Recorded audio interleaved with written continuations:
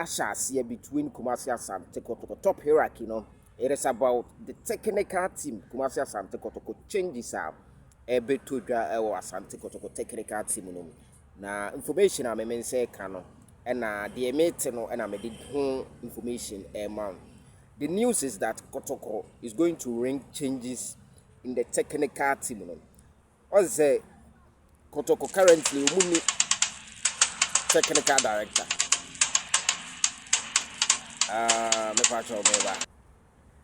So the news is that Kotoko will be bringing changes in the technical team. Na technical team na obi busam say na sa Kotoko technical director. There be Kotoko need technical director as we speak.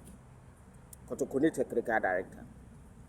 Karim Zito currently the Kotoko coach Sisiano. Ono na ye Kumasi Asante Kotoko technical director.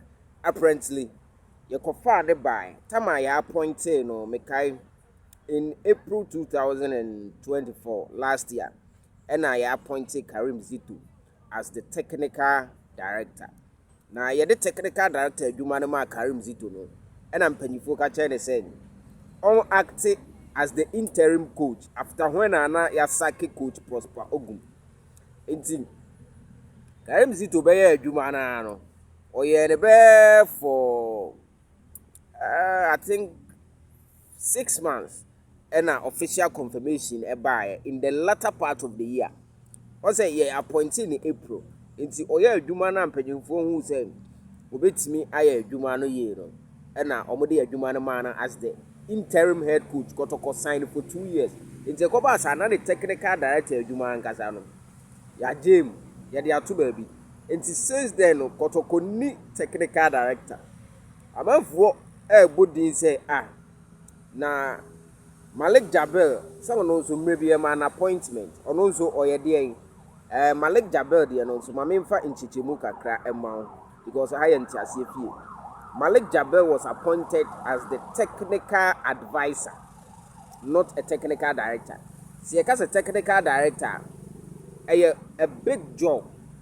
Coach no crown even though say players no own your manager. But technical director no, and they had the highest hierarchy of coaching ni bibia our club because on the technical director, the direction of the technical team no on the institute plans, implementation, coaches, youth team policies, player recruitment. Ni nyina no the direct job of the technical director. Me no ka say no, ebi ni Kotoko. Sorry, Mechono. Na ebi ba Kotoko. Yes, me no ka say Kotoko from penny phone din komo se ebi beba. Coach Karim Zito ekura na dwumam as the head coach. Anase oko. Di nyina no me wo ho Felix wa ha. Me di Asia ofi. Ade obeye ne say obebo subscriber tem no so no wa adomado so. Na ya build it together. Information dey be bere no we ase. But you make sure say you filter news no. Na we give you the best which would sound good into your ears, but unfortunately news be sound so good into your ears because because for instance in some way you be breaking it down maybe it be sound good to your ears but also me na na ka say masa asem no head said there sa wo kana no pa no nsia ebeduru anwumro no nsia no na ho ato say fam to say obi a ye de rob atwitwi no ho ama rob na adwojo na no ho ato no say fam so ho enti de obi a no ye di Asia wa ha and the date 12 of January 2026 the year of our Lord. Let's quickly take this message as our light for our path for and Sana my David deep into the stories for you. See, being it a machine, a house, or your body, maintenance is always better and cheaper than repairs. As I make it tell you, being it a machine, because a machine bit my car we use, machine bit my phone we use, machine bit my any form of technology, automobile. Would you do Juma? ɛna yɛka house a yɛnyina anim house ɛna yɛka yɛ human body na yɛnim na message ne ɛka yɛ sɛ no matter how at the crop pot say a machine, say a car, say your body no, it is always good to do maintenance than to do repairs, and it is even cheaper. So I don't know. Uhwe suya na oye home maintenance na eboa no than say obema na say no akoye home repairs. I dare say na akoye repair and said until see that demo bio. You get the understanding. At the mono say now sakoya and tisa the mono bio. I don't tell them and you preach say you have to do more maintenance. So that make sure you have to do more maintenance to keep whatever you are having in a very good shape to last for you. Yes, especially your body, no. Also your maintenance. Aduane a wa hwa enye ma no adoge. Nyoba bi a enye ma no adoge. Habits bi wo ho a emmoa wo. Emfa wa pomuden no enkonkan a menu ya no adoge. Mfaso bi ani so. What am I saying? It is always good and cheaper to do maintenance than to do repairs. This is the message for our life, for our path. And then, now, young Koyanim, over joining Kotoko reaction or 0247 107260. Asante Kotoko reaction or 0247 107260. Kotoko international reaction. What's up? I'm found to so. Me says, I have 4 and it's here 4. Pia, baby, I'll have me free piano. You be here support in the form of sponsorship. This year, no, you made the person code different level. Into say, oh, hear me. Now, oh, I did be our per se, your bohu de amount. I will super no swap. The part don't hesitate. My number no, I 0247 107260.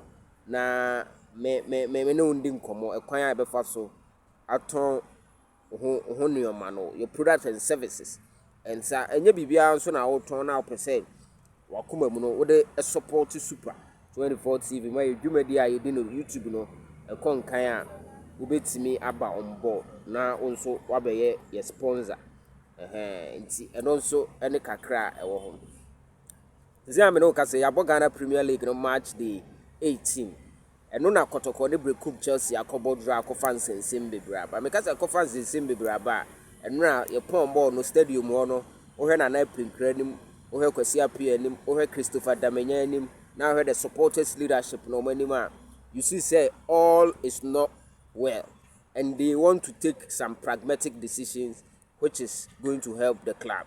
Therefore mu decision on person mu take no mate konkonsa bi a menso me de ebro e wo fia ha but match the 18 echi na sa anwoma we nyina si match the 18 no Techima 11 wonders no say no omo nkran the organze nkran 11 wonders obo she Basake Ole Stars 2-0 na hoho nso etena afie ma hasufu ekọ share no 1-0 Asante Kotoko ne brekum Chelsea no 0-0 ubi anto atena na Aduana Stars enso share 2-1 yes in favor of Karela. That game no me ana me say I draw because me check ya almost draw but I nyanko draw last minute and I'm told say Aduana nya penalty and oboto atenem ewo ho enti and also the akoye no and Media man so record 3-0 victory over Young Apostles.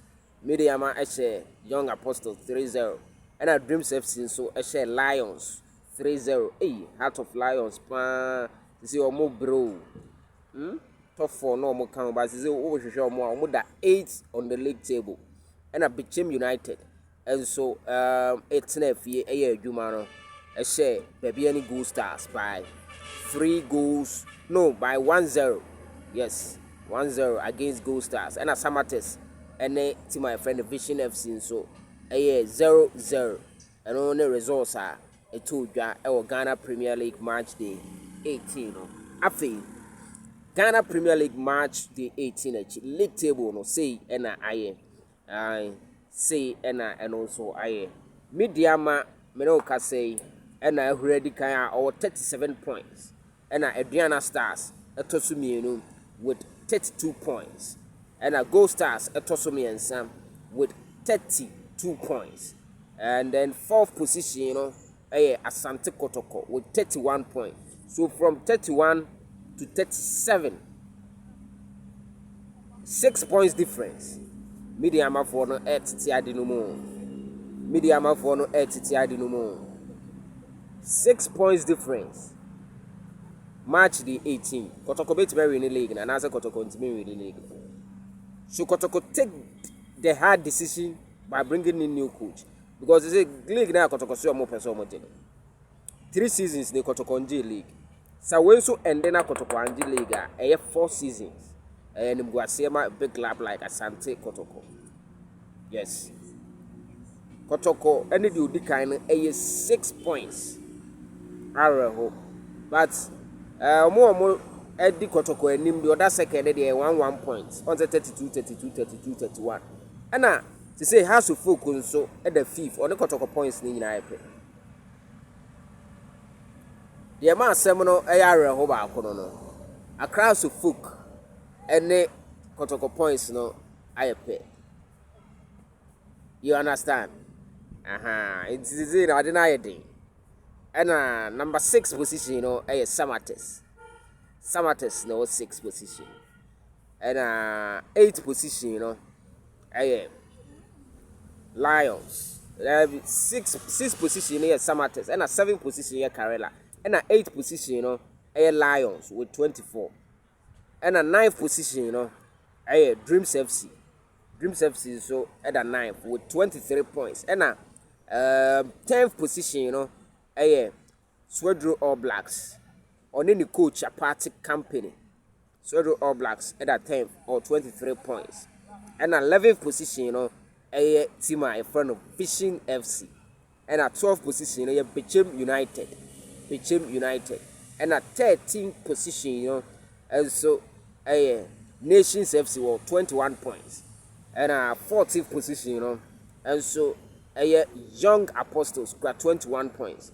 And 15th position, Basake Holy Stars. And also Ekra, Manum 20 points. And after relegation for the year, Recruit Chelsea ball draw no 19 points on that 16th position. And 17th position here, Hoho United. And also 18 points. And 18th position, you try to Okrano, 11 wonders or 9 points. 11 wonders, there and 9 points, no.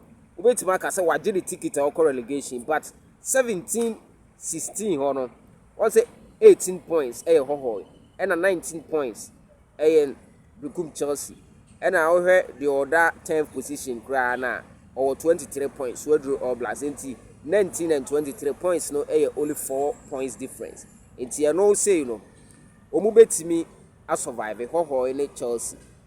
I know any Ghana Premier League table, no, a sort of any Asia, the iron. Abdulkarim Zito say, I will live with pride. Or say, and now, Menoka say, so free Kumasi Asante Kotoko. And then him go see a man because Obayano, what J MTN FA Cup. And a MTN FA Cup, a year bo, a feedian, so other soon. And what J Toyota Cup. And what J President Cup. Inti or says our caps me and son what G. Na and either so boliga or that number 4 no. Sa ofri Kumasi Asante Kotoko and him go see a man. This is Abdulkarim Zito. I don't know what you think, but I'm out for Sujidi say, Master, Kotoko na ukochino, a league and also oje. And yes, our cap on chronomana, fianga caps, no now because what are you, baby? But what are you yet? And you need a better general. You can no more season when we near her baby or Bequacoda, and only a better general. But information I mean, say, can I say? Ahmed Fati, Abu Kumasi. Once a coach, no be any reports, ma say. Or Pekumasa Santa Kotoko, Jumana. Na Jumana or Pine, Kotoko from Penny Fubina catching somebody a Jumabemano. Na after a round draw, no Kotoko from Penny for decide to say, or mobile appointed a technical director for Kumasa Santa Kotoko. So, me concebi a matter say, Coach, your friend Ahmed Fatino. Kotokofo Embesaki Abdulkarim Zito emfa adwuma no nkoma no directly say una obeye Kotoko coach na emom no enam say currently Kotoko ni technical director nti empanyifo na say omo ebe appointing as the technical director Kotoko from day one enam catch also omo pe Broni as technical director at the current omo pe Broni ne say omo hu ni say Broni ne oba minim way player way minim no player way minim ni bia ni ho so ho panyefo ni gidi say ade e ha Kotoko currently ne ye before coach no from A to Z bibini coach bi o Ghana ha o ye Ghana ni bia no so oba o ni players o na busua o the families o no cronies enti on person mo avoid this ade we anu tia Broni no subject no ebem no ana Kotokofo aye say si ebekọ abrochiri anase ebekọ abonten akofa Broni aba ne abeye no work permit no betiki longer adenti na mom yen consider Broni a odaso wa ha okura work permit dada once Ahmed Fati no this season June na Swedro Oblast for no appointing no as coach enti okura ne work permit e Ghana for so many years I be okura be 5 years work permit. Enti because of that the Kotokofo ayo madwen say omone ne be kasa na onu mom no abeye technical director of Asante Kotoko na manyankopon fa samba in the season sa coach Karim Zito mono ekoso ekofom no ohia ombeyi coach Karim Zito asinchen na omaka technical director they say on acting as the head coach. God being so good sa coach Karim Zito mono supija na otimi win league no na otoaso a obetoaso na Broni no akoso aye ne technical director adwuma eno ne information a super ensaka